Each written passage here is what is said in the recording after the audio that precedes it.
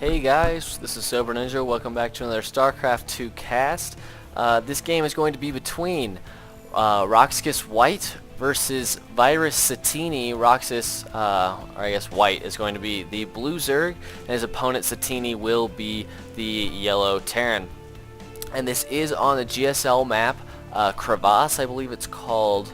And I've only seen a couple of games actually played on this map, but I do like it. It does have this this quick expansion spot, which is a viable option obviously for almost any player with a ramp, but it does have less mineral patches and only one gas there, so it is not as economical as taking a say this expansion out here, but it is the safer kind of natural, and there are destructible debris on the ramp blocking half of it, so it does make it a small choke in the beginning of the game, and as the game progresses and the armies get bigger, these destructible debris will be cleared out and make this ramp a whole lot larger and harder to defend.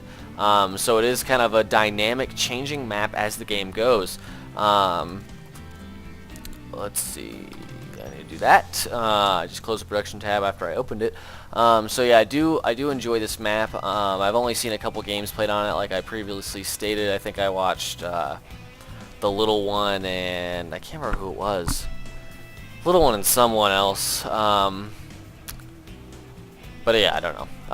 They were good games. Hopefully these will be good. These are two high-level players. We do have the spawning pool going down before expansion for White, and his overlord is making his way down as the scouting SCV went to the wrong position first. I think it might be checking at this watchtower. No, I'm not sure. Maybe the pathing is just weird on this. Oh yeah, and there, I forgot, there are this destructible rocks right here actually with this is a secondary engine. It's 2000 HP on these, so it does actually limit where you can go on the map in the early stages of the game, just like that ramp blocking off. So again, another dynamic addition to this map. And my computer's lagging for some reason. I'm not running any other programs, so this is kind of pissing me off.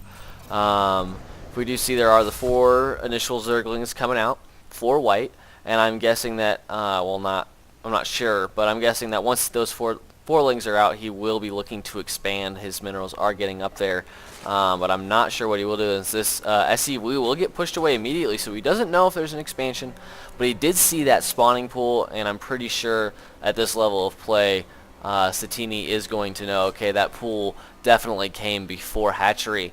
There are now 300 minerals, and not anymore, since he is actually opting to take the farther away expansion with the extra mineral patches and the extra gas geyser, and it is your natural expansion, and it is pretty well protected by this one big ramp here. This is a huge ramp, but really not until the late game will these rocks won't go down, and especially as Zerg, if you do have any sort of ranged units, if you have an overlord just kind of chilling over here, you can watch these destructible rocks quite easily until your creep does get there, obviously, and be able to surround these.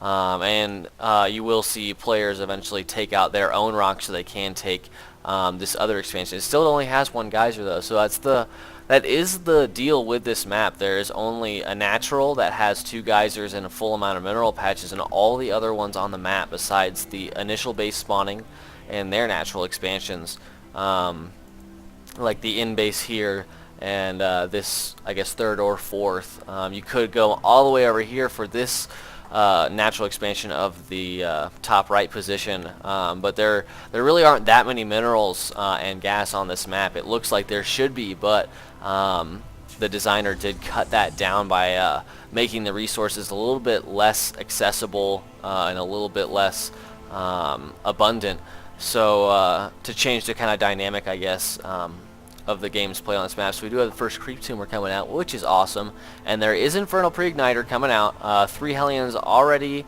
out here. It looks like he's pumping 2 more out, and this is most likely going to be a push right after he does get this Infernal Pre-Igniter. And we do have a Baneling's Nest and the scan actually going down right on top of the hatchery as it's being morphed into a layer. I don't think, no, he did not spot.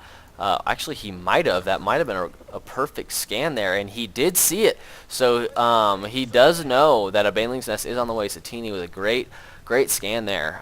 Pretty clutch scan right before the 7-minute mark. So actually that was about 6.5 minutes, 6.5 minutes to see what that tech was going to be. I guess that hatchery tech. We do have 6 Hellions now, and Fertile Pre-Igniter is completed. 2 tech labs coming down, one on the factory and one on the barracks, as well as a starport. So these Hellions are going to come in here, and there isn't much defense yet. There is a spine crawler up, though, and I think that all these drones are going to get roasted if he doesn't run away. The Queen trying to do as much damage as he can, losing all the drones there. A couple running out of there. Looks like 4 did escape. There are some banelings now, and he did just run headlong into those banelings, but with a little bit of micro, he will be able to survive. This Queen trying to get in position to try to take out as many of these Hellions as he can, but the Queen is now being forced to push back, and more banelings coming out, and Zerglings getting fried. Morlings trying to get surround. The speed is done, but all 3 of those, these Zerglings just go down so fast, and he could lose a Hellion right here. He is backed up into a wall. These banelings trying to maneuver themselves, but the Hellions, I think, are going to be able to slip into the base here. There are only 5 lings left, 1 now. These are really low HP, but these Hellions are going to do great damage. 2 drones getting sniped right there, checking for the other expansion, but not going to see anything. This was kind of a bad move. If he had gone straight for the mineral line, he does still have a chance to get in there.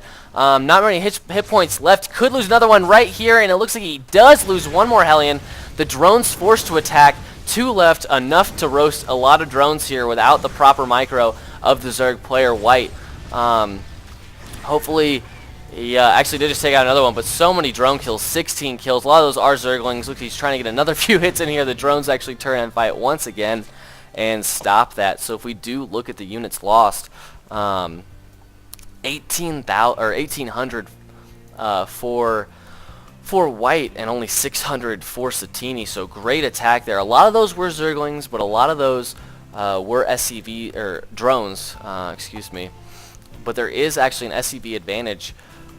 But the problem being there are a few more SCVs and mules. Obviously, there's going to be mules for the Terran player, but he has less mineral patches to mine off since he decided to take this expansion rather than, I guess, the technical natural expansion. There are a couple more Hellions out here, 4 more to be exact, and looks like that creep tumor got canceled.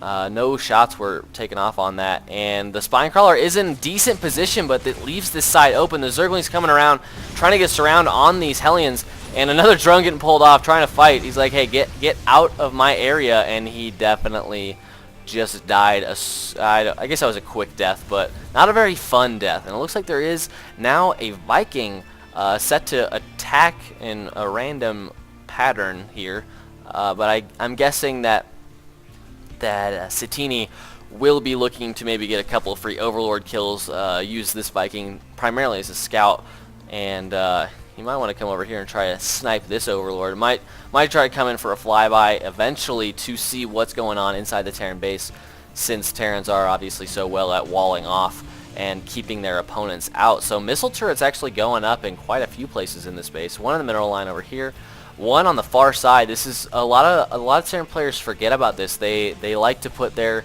missile turrets by the mineral line, but what they forget is that their buildings can get destroyed because there's no missile turrets around their buildings. So he does have a couple, and good for detection.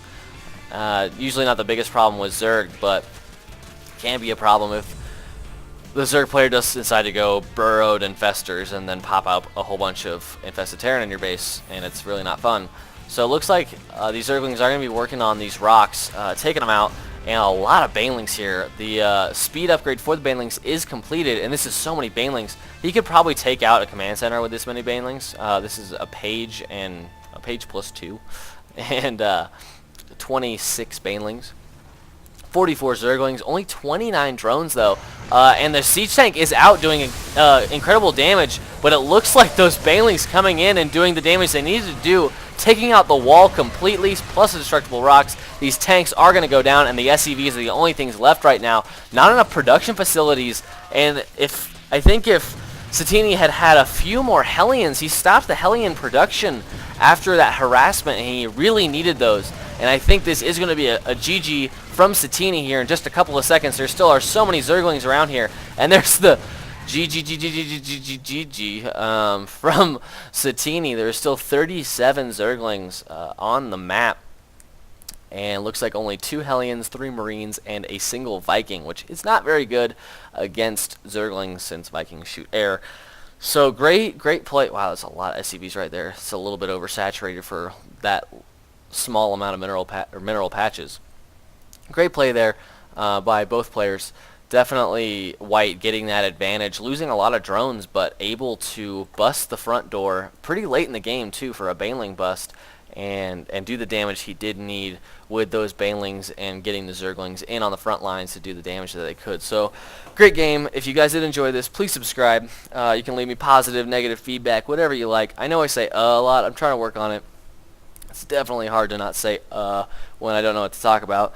So, that was a forced one if you didn't notice. If you're still watching, awesome. If you're not, like most of you probably aren't even watching this ever, that's cool too. So if you did like it, subscribe. I will be posting, this is a best of 3 I believe, so I will be posting 2 other games, and hopefully I will see you guys at the next cast. Thanks for watching.